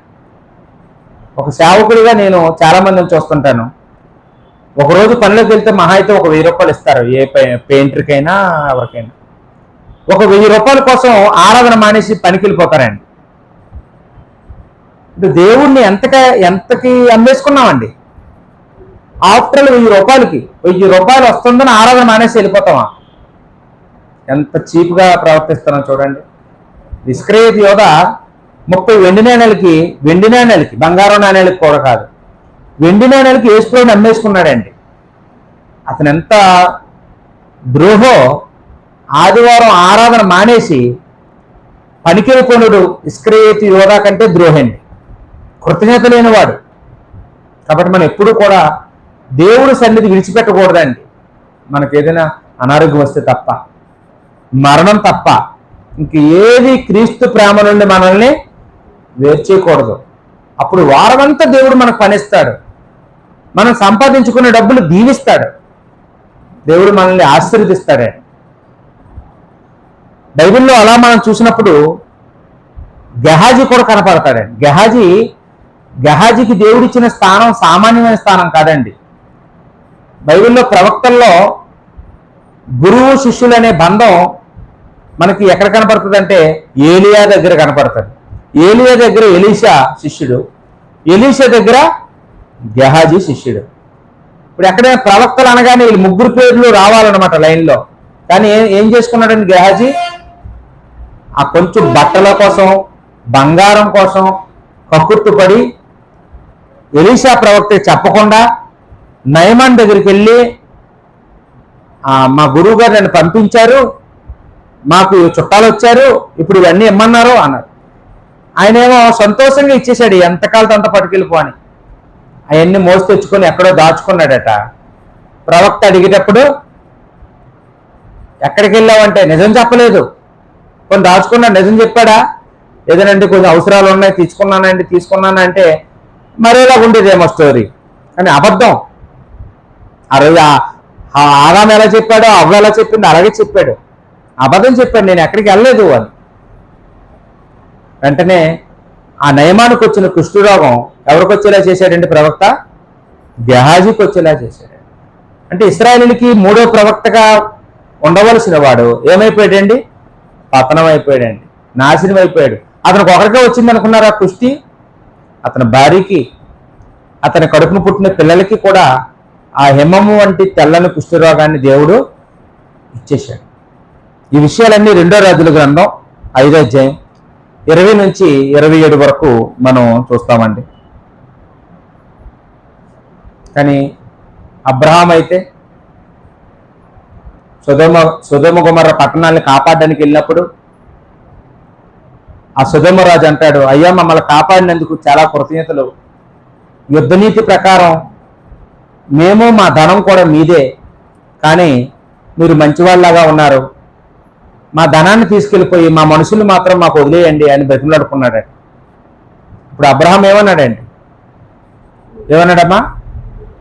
నూలుపోగైనా, ఈ డబ్బులో నుంచి నూలుపోగైనా నాకొద్దు, చెప్పులు వారైనా నాకు అక్కర్లేదు అని మీరే నన్ను ధనవంతులుగా చేశారండి, రేపు పొద్దున్న మీరు చెప్పుకుంటారు అన్నాడు. ఆదికాండము 14వ అధ్యాయం 22వ వచనంలో. అంటే అబ్రహాము దేనికి ప్రాధాన్యత ఇచ్చాడండి? దేవుడికి. దేవుడు నన్ను ధనవంతులుగా చేయాలి. ఒక అన్యుడి వల్ల నేను ధనవంతుని అవను. ఒక అన్యుడు ఎవరో ఇస్తే నేను తీసుకుంటే రేపు పొద్దున్న నన్ను దెప్పుతారు. నా దేవుడు ఇస్తే ఇంకా నన్ను ఎవరు ఏమనలేరు. కాబట్టి నా దేవుడే నాకు ఇస్తాడు, మీ డబ్బు నాకు వద్దు అని సొదొమ గొమొర్రా డబ్బుని అసహించుకొని వచ్చేసాడండి, తీసుకోలేదు. అదే డబ్బు చూసి పరిగెత్తి లోతు ఆ పట్టణాన్ని పాడైపోయాడండి, కుటుంబాన్ని కోల్పోయాడండి. చూసారండి? కాబట్టి ఇక్కడ అబ్రహాములో ధనాపేక్ష కనపడటం లేదు. లోతులోను లేకపోతే గెహాజీలోను ఏంటండి, మనం ఆకానులోను ఇస్కరియోతు యోధాలోను మనం ధనాపేక్షను చూస్తూ ఉన్నామండి. ఈరోజు మనలో కూడా అది ఉంది ఏదో మూలన. ఇంకా ఎక్కడో మనం దాన్ని ప్రేమిస్తున్నాం, ఎక్కువ ప్రేమిస్తున్నాం, దేవుడి కంటే ఎక్కువగా ప్రేమిస్తున్నామండి. అందుకే దేవుడికి మొదటి స్థానం ఇవ్వలేకపోతున్నాం. ఏమండి, మనం దేవుడిని ఎక్కువ ప్రేమిస్తున్నాం లేదు ఎక్కడ తెలిస్తే తెలుసండి, మన ఆదివారం నాడు దేవుడికి వేసే కానుకలో తెలిసిపోతుందండి. మనం దేవుడికి ఎంత స్థానం ఇస్తున్నాం, నువ్వు దేవుడికి ఎంత రేటు కట్టావు, దేవుడికి ఎంత విలువిస్తున్నావు అని ఆలోచిస్తే ఇంకా కొంతమంది 10 రూపాయలే విలువ కడుతున్నారు దేవుడికి అంతే కృతజ్ఞత. దేవుడు నీకు వారం అంతా 100 రూపాయలు ఆదాయం ఇస్తున్నాడా? నువ్వు 10 రూపాయలు దేవుడికి ఇస్తే ఏంటంటే ఒకసారి ఆలోచించేయండి. వారానికి 100 రూపాయలు ఆదాయమా? రోజుకి 1000 రూపాయలు సంపాదిస్తారు కదా, దేవుడికి ఎంత వేయాలండి? ఒకవేళ పాత నిబంధన ప్రకారం వేస్తే ఏమండి, వారం రోజుల్లో 7 రోజులు 6 రోజులు పనికి వెళ్తే 6000 రూపాయలు సంపాదిస్తే దేవుడికి 600 కంటే ఎక్కువ వేయాలి ఒక మనిషి, ఒక కుటుంబం. కానీ 10 రూపాయలు ఇంకా రూపాయి కాసులు కూడా 2 రూపాయల కాసులు కూడా వేసేసి చాలా తెలివైన వాళ్ళు అనుకుంటూ ఉంటారండి. దేవుడు ఏమంటాడంటే నువ్వు ఏమి విత్తుతావో నువ్వు అదే పంట కోస్తావు. ఇచ్చిన వాళ్ళకి ఏమీ తక్కువ చేయడండి దేవుడు. మనం అడగకుండానే మన అవసరాలన్నీ తీరుస్తుంటాడు. ఇచ్చిన వాళ్ళు ఇంకా అభివృద్ధి చేస్తుంటాడు. వాళ్ళు ఎప్పుడు చెయ్యి పైకే ఉంటుందండి, మనం ఎప్పుడు కిందనే ఉంటుంది మన చెయ్యి, తీసుకునే వాళ్ళగా అయిపోతాం, అప్పులు పాలు అయిపోతుంటాం. మనం ఎప్పుడు అభివృద్ధి అవ్వలేమండి. కాబట్టి మనకి దేవుడి పట్ల ఎంత ప్రేమ ఉందో మనం ఎలా నిరూపించుకోవాలంటే, మనకు ధనాపేక్ష లేదని ఎలా నిరూపించుకోవాలంటే మనం వేసే కానుక ద్వారా అది పరీక్ష అండి. కానుక సంచి మన ముందుకు వచ్చేటప్పుడు దేవుడు మనల్ని పరీక్షిస్తున్నాడు. యేసుక్రీస్తు వారు కూడా అలాగే ఒకరోజు పరీక్ష పెట్టారండి. అందరూ కానుకలు వేశారట. అప్పుడు ఆ కానుకలన్నీ తెచ్చి యేసుప్రభు దగ్గర పెడితే మీలో ఒకరు ఎక్కువ వేశారు కానుక అన్నారంట. అంటే అందరూ ఏంటి ఎలాగంటున్నారంటే ఒకరు వేయడం ఏంటి, అందరూ వేసాం కదా అనుకుంటున్నారు. అప్పుడు యేసుప్రభు ఏమన్నారండి, లేదు ఒకరు ఉన్నదంతా వేసేశారు. అంటే ఆ పేరు చెప్పారట, విధవరాలు. ఎంత వేసిందండి? 2 కాసులు. 2 కాసులు అంటే మన దృష్టిలో తక్కువే, వాళ్ళ దృష్టిలో కూడా తక్కువే, కానీ యేసుప్రభు దృష్టిలో చాలా ఎక్కువ. కారణం ఏంటండి? ఇంకా ఆవిడకి ఆ రెండు తప్ప ఇంకేం లేవండి. ఇంక ఇంట్లో ఏమి లేవు, పెట్లు ఏమి లేవు, బ్యాంకులు ఏమి లేవు, ఏమి లేవు అనమాట. ఇంకా ఆ రెండు కాసులతో ఆ రోజు భోజనం చేసి శుభ్రంగా బతకగలదు. కానీ ఆ ఒక్కరోజు కూడా బతకక్కర్లేదు, దేవుడికి ఇచ్చేద్దాం, దేవుడు ఏదోలాగా నన్ను పోషిస్తాడు అనుకొని ముందు కానుకే వేసేసిందట. ఎక్కడండి అలాంటి వాళ్ళు ఎక్కడ కనపడతారు చెప్పండి? ఏమండి, ఈరోజు ఏదైనా ఒక సంఘంలో ఒక వస్తువు కొనాలన్నా, ఏదైనా ఒక మీటింగ్ పెట్టాలన్నా ఏది కావాలంటే డబ్బులు. మనందరూ దేవుడి పట్ల ఉన్న ప్రేమను మనం తెలియచేసుకోవాలి. కానీ మనం ఏం తెలియజేసుకుంటామంటే మనకి దేవుడి పట్ల ప్రేమ లేదని అర్థమవుతుందండి. ఎంత ఉంది నీకు దేవుడి పట్ల ప్రేమ అంటే? కొంచెమే. నువ్వు ఎంత కొంచెంగా విత్తుతావో అంత కొంచెమే నీకు పంట కూడా వస్తుంది. సమృద్ధిగా విత్తితే సమృద్ధిగా దేవుడు మనకి కూడా ప్రతిఫలాన్ని ఇస్తాడు అని ఇక్కడ మనం నేర్చుకుంటామండి. ఇంకా దేవుడు మనల్ని ఎలా పరిశీలిస్తాడు అంటే ఆహారం ద్వారానండి. ఆహారం ద్వారా పరిశీలిస్తాడు దేవుడు, ఖచ్చితంగా పరిశీలిస్తాడండి. బైబిల్లో ఎవరినైనా పరిశీలించాడా? ఆహారం ద్వారా పరిశీలించాడు. ఆదాము అవ్వలు పరిశీలించాడండి. చూపునకు రమ్యమైనది పండు, అది చూసిన దగ్గర నుంచి తినేదాకా నిద్రపోలేదు అవ్వ. తన భర్త కూడా తినిపించేసింది. ఆహారం దగ్గర కంట్రోల్ చేసుకోలేక పాడైపోయారండి వాళ్ళు. దేవుడి శాసనాన్ని మీరారు. బైబిల్లో ఆ తిండి కోసం జాగ్రత్తపు హక్కును అమ్మేసుకున్నాడు ఒక ఆయన. ఎవరండి ఆయన? ఏసావు ఆహారం దగ్గర కంట్రోల్ చేసుకోలేకపోయాడండి. బైబిల్లో యెహోరాము అనే ఒక రాజుగారి కాలంలో ఇశ్రాయేల్ ప్రజల మీదకి శత్రువులు వచ్చేటప్పుడు కరువు వచ్చింది. ఆ కరువులోనండి వాళ్ళు తిండి కోసం ఆకలికి తట్టుకోలేక చివరికి పావురపు రెట్టలు కూడా కొనుక్కొని తిన్నారంట. గాడిదలు తిన్నరు, కానీ గాడిద తలకాయ కూడా కొనుక్కొని తిన్నారంట.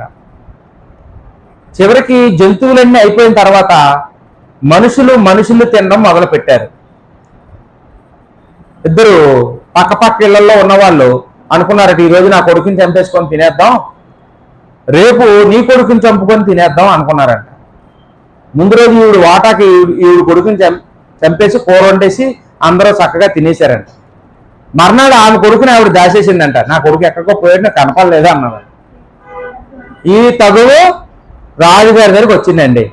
అప్పటి వరకు రాజుగారు అన్నా పెద్ద కరువే లేదండి, మామూలు కరువు అనుకుంటున్నాడు. ఎప్పుడైతే మనుషుల్ని కూడా తినేసుకుంటున్నారో తెలిసిందో బట్టలు చింపేసుకొని బూడిద జల్లుకొని దేవుడికి ప్రార్థన చేసి మారు మనసు పొందాడండి. తెల్లవారికల్లా కరువు పోయింది.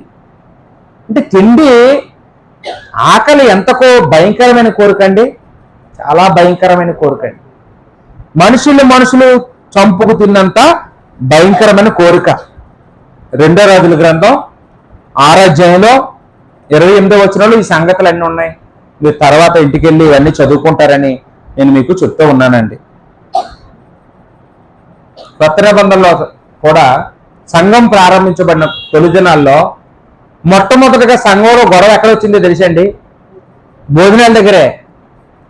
ఈ విధవరాలని చిన్నసూరు చూస్తున్నారని గొడవ పెట్టారంటే విధవరాళ్ళందరూ. ఇప్పుడు విధవరాళ్ళకి భోజనం కొంచెం తగ్గితే ఏం ప్రాబ్లం అండి? వెళ్ళి ఎవరితో గొడవలాడుతున్నారు? అపోస్తులతో. అప్పుడు అపోస్తులు అన్నారట, అమ్మా మా పని మీకు భోజనాలు వడ్డించడం కాదు, వాక్యం చెప్పడం. ఈ భోజనాలు పెంట పనులు మేము చేయటం, అలాంటి పనులకి ఎవరినైనా మంచోళ్ళు ఎన్నుకోండి అని 7 పరిచారకుల్ని ఏర్పాటు చేశారండి ఆ సందర్భంలో. ఇది అపోస్తుల కార్యం 6వ అధ్యాయంలో మనకి కనపడుతుందండి. అపోస్తుల కార్యంలో 6వ అధ్యాయంలో ఈ విషయాన్ని 1-2 వచనాల్లో మనం చూడొచ్చు. మరి భోజనం ఆహార విషయంలో తాను గెలిచి దేవుని గెలిపించిన వాళ్ళు ఎవరున్నారమ్మా? ఎవరున్నారు? దానియేలు, షడ్రకు, మేషకు, అబేద్నెగో అనే వాళ్ళు ఉన్నారు. వీళ్ళు ఆ కల్దీ దేశానికి బానిసలుగా వెళ్ళారు. అక్కడికి వెళ్ళంగానే రాజుగారు ఏం చేశారంటే, ఈ బానిసల్లో ఎవరైతే యువకులు ఉన్నారో, ఉత్సాహవంతులు ఉన్నారో, కొద్ది తెలివి అందగాళ్ళు ఉన్నారో అలాంటి వాళ్ళందరినీ ఫిల్టర్ చేశాడు.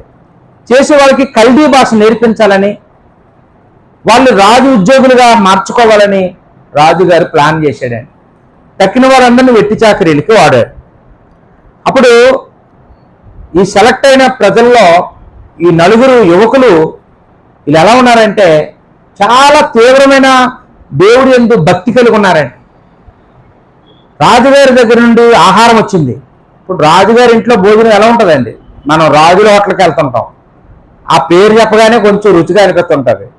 ఎందుకంటే చప్పచప్పగా ఏముండవు, మంచి మసాలాలు గట్టిగా ఉంటాయి రాజుల హోటల్లో ఫుడ్. అలాంటిది రాజుగారి ఇంట్లో ఫుడ్ ఎలా ఉంటుందండి? ఇంకా అన్ని రకాలైన నాన్ వెజ్లు అన్నీ ఉంటాయి. అవన్నీ తీసుకొస్తే మీకు తినమన్నారంటండి. ఏమంటే అతను అన్యుడు, ఆ అన్నిటింట్లో మేము భోజనం చెయ్యమో, మాకు పచ్చి కాయగూరలు, మాకు అన్ని పచ్చి పచ్చివి ఇవ్వండి, మేము వండుకు తింటాం. మేము మాత్రం రాజుగారి ఇంట్లో భోజనం తినము, మాకు ఆ మాంసాలు వద్దు, అవేం వద్దు అన్నారంటే. మీరు నీరసమైపోయి చచ్చిపోతారన్నాడు ఆ నాయకుడు.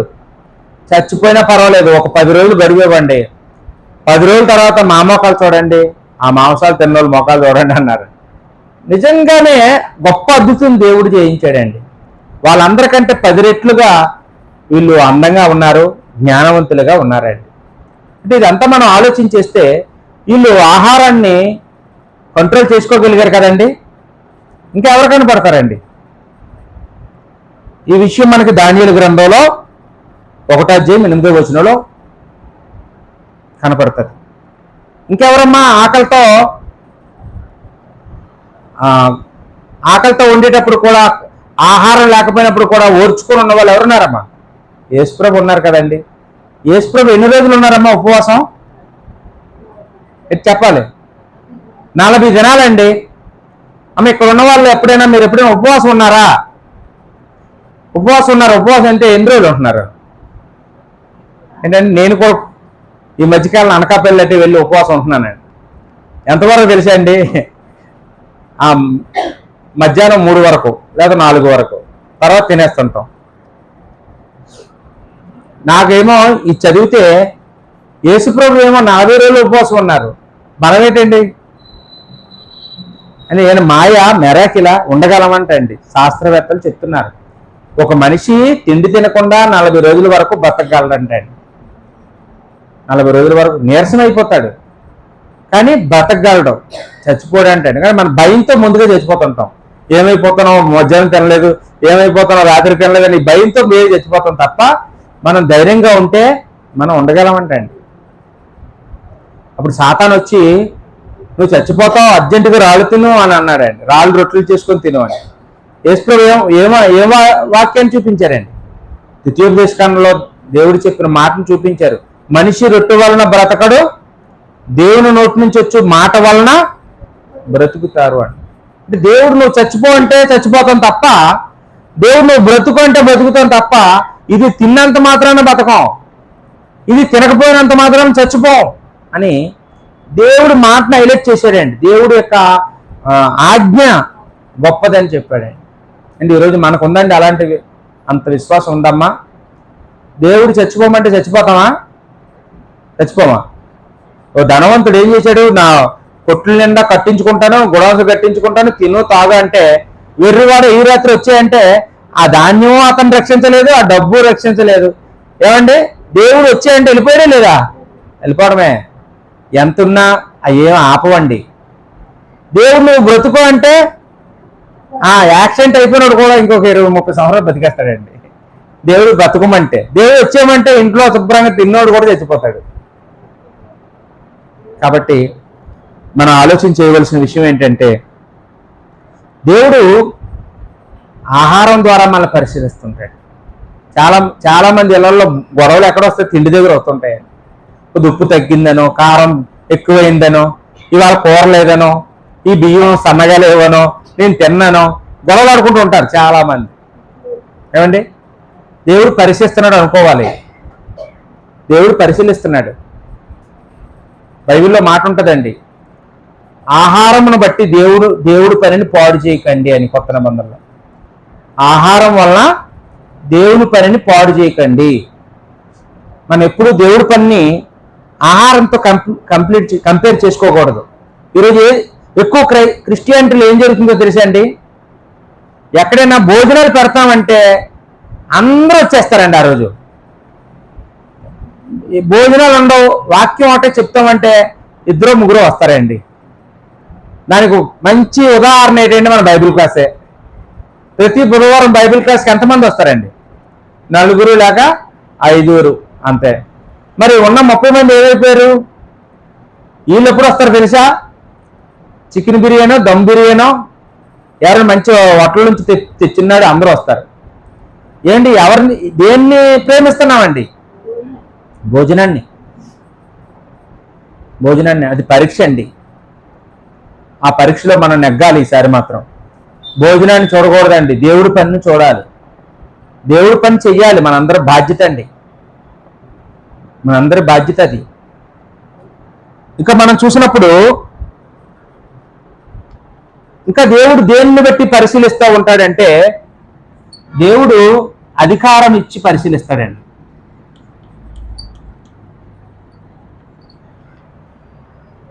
అధికారం లేక ఉద్యోగం లేక ఏదైనా నాయకత్వం అంటే ఇవి ఇచ్చినప్పుడు కూడా దేవుడు మనల్ని పరిశీలిస్తాడు తెలుసా అండి. ఈ ఉద్యోగాన్ని ఎక్కువ ప్రేమిస్తామా, దేవుడిని ఎక్కువ ప్రేమిస్తామా? ఈ వ్యాపారాన్ని ఎక్కువ ప్రేమిస్తామా, దేవుడిని ఎక్కువ ప్రేమిస్తామా?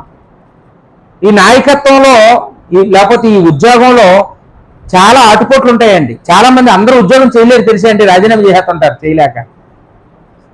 కష్టాలు ఉంటాయండి. మనం అనుకుంటాం నాయకులందరూ సంతోషంగా ఉంటారండి, వాళ్ళు ఇంతంత కష్టాలు ఉండవండి.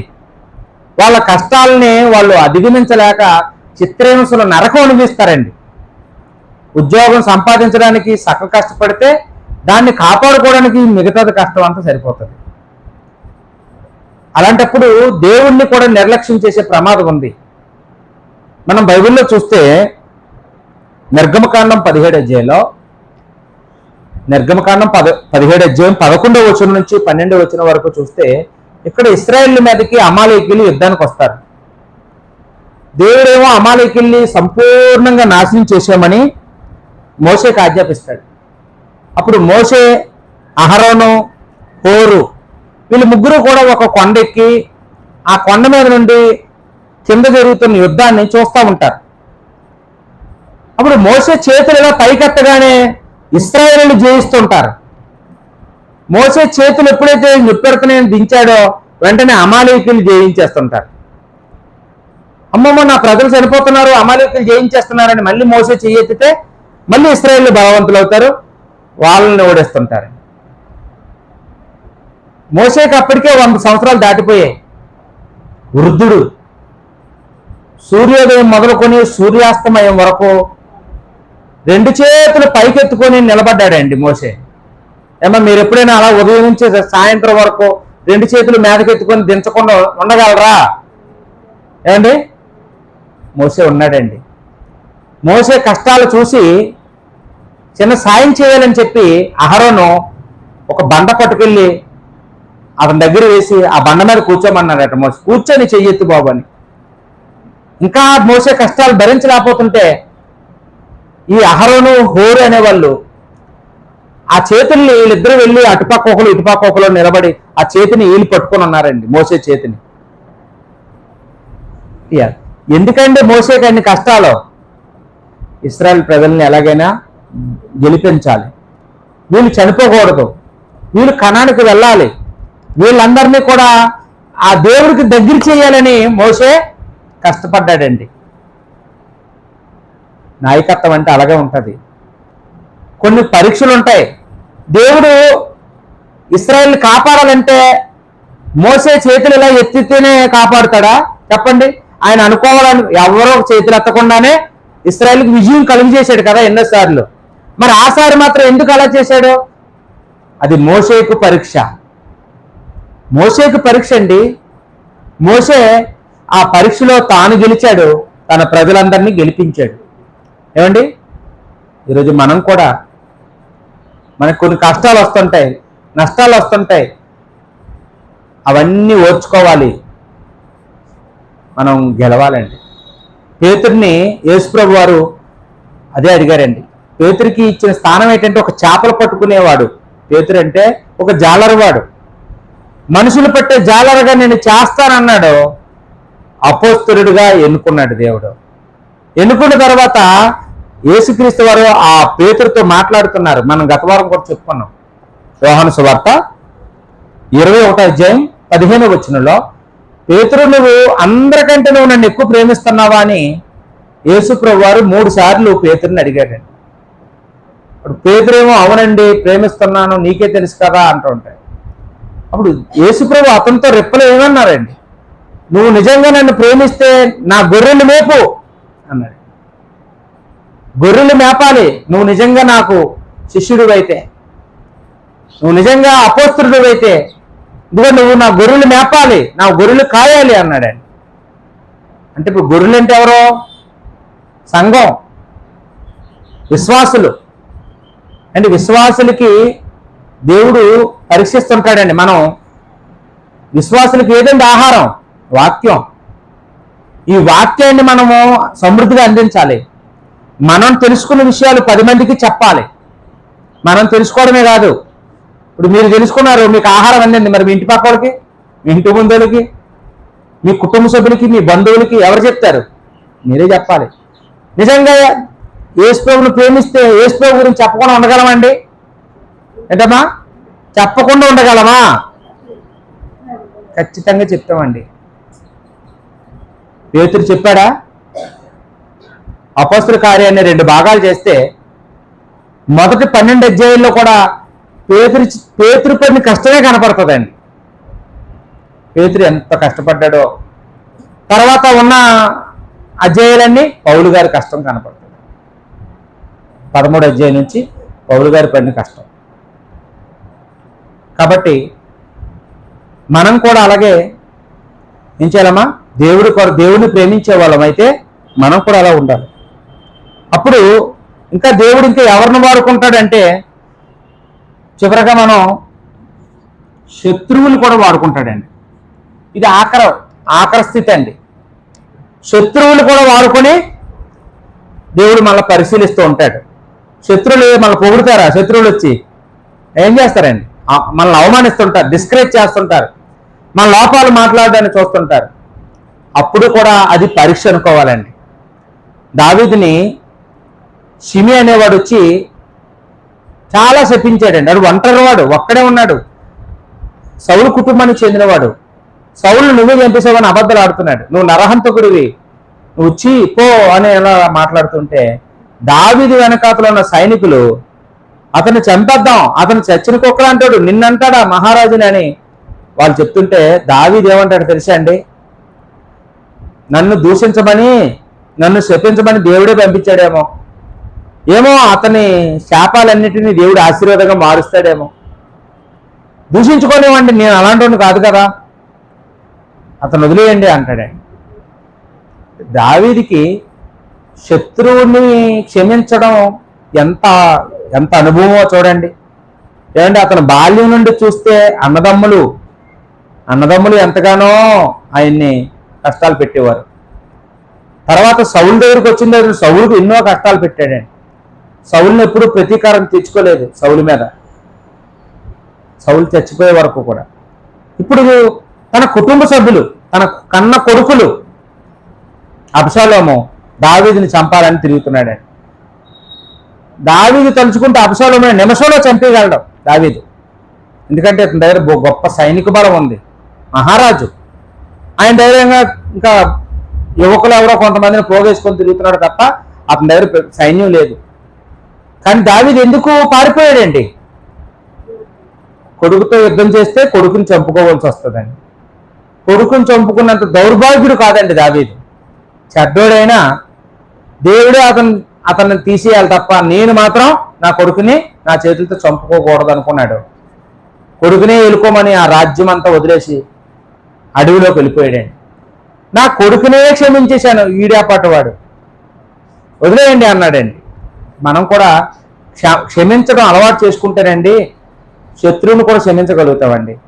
మరి ఇంట్లో భర్తనే క్షమించలేకపోతే, ఇంట్లో భార్యనే క్షమించడం అలవాటు లేకపోతే, కడుపు పుట్టిన పిల్లలనే క్షమించడం అలవాటు లేకపోతే శత్రువుని ఎప్పుడు క్షమిస్తాం?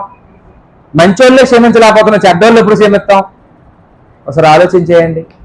దేవుడు పరీక్ష పెడుతున్నాడు అనుకోవాలి. ఏం చేయాలమ్మా? మనల్ని ఎవరైనా అవమానించినప్పుడల్లా మనం ఏం చేయాలి? దేవుడు పరీక్షిస్తున్నాడు, వీడి ద్వారా పరీక్షిస్తున్నాడు. లేదా నా భార్య ద్వారా పరీక్షిస్తున్నాడు, నా పిల్లల ద్వారా పరిశీలిస్తున్నాడు అనుకొని అది పరీక్ష అనుకుంటే దావీదులాగా మనం కూడా సహించగలుగుతాము. ఏం చేస్తామండి? గెలవగలుగుతామండి. యేసు ప్రభు కూడా మన వలె అన్ని విషయాల్లో శోధింపబడ్డాడట. హెబ్రీ పత్రికలో 4:15 యేసుక్రీస్తు వారు కూడా మన వలె మన బలహీనతలన్నిటిలో అన్ని విషయాల్లో ఆయన కూడా మన వలె శోధింపబడ్డాడు, కానీ పాపం చేయలేదు. అంటే దేవుడు యేసు ప్రభువుని కూడా పరిశీలించాడు, అన్ని విధాలా పరీక్షించాడండి. యేసు ప్రభు ఎక్కడ పాపం చేయలేదండి, అన్ని విషయాల్లో పాస్ అయ్యాడు. అపోస్తుల్ని కూడా శత్రువులు చాలా టార్గెట్ చేశారండి. పౌలు అంటారు, నేను దూషింపబడి దీవిస్తున్నాను అని. అలాగే శత్రువుల్ని దీవించగలిగే, ఆ శత్రువు కోసం ప్రార్థన చేయగలిగే ఆ శక్తిని ఎలా పొందుకున్నారంటే యేసు ప్రభువుని చూసి పొందుకున్నారు. కాబట్టి మనం కూడా దేవుడు మనల్ని పరీక్షిస్తున్నాడని, మనల్ని పరీక్షించడం మన మంచికేనని మనం తెలుసుకోవాలండి. దేవుడు పరీక్ష నాకు పెట్టకూడదని కోరుకోకండి. దేవుడు నువ్వు వద్దన్నా, నన్ను పరీక్షించకో అన్నా కానీ నేను పరీక్షిస్తాడు. నీ మీద హక్కు ఉంది ఆయనకి. నిన్ను పుట్టించిన వాడు ఆయనే కాబట్టి నిన్ను ఏ టైంలోనైనా ఆయన పరీక్షిస్తాడు, ఏ వయసులోనైనా పరీక్షిస్తాడు. ముసలిదాన్ని కదా తండ్రి నన్నెందుకు పరిశీలించడం అనడానికి లేదు. ఏమంటే 100 సంవత్సరాలు దాటిన అబ్రహామును పరిశీలించలేదా? మరేమి? రోగిని కదా నన్నెందుకు పరిశీలించడం అనలేదు యోబు. ఎవరినైనా పరీక్షిస్తాడండి దేవుడు. ఆయన పరీక్ష ఆయన పెట్టింది మన కోసమే, మనం ఆయన ఎంత ప్రేమిస్తున్నామో ఆయన తెలుసుకోవడానికి. కాబట్టి మనందరం కూడా దేవుణ్ణి ప్రేమిస్తున్న వారంగా మనందరం కూడా మనం గెలవాలి, మన దేవుణ్ణి గెలిపించాలి. ఓపిక వాక్యం మీ అందరికీ వందనాలు చెల్లించుకుంటూ ముగిస్తున్నాను. అందరికీ వందనాలు.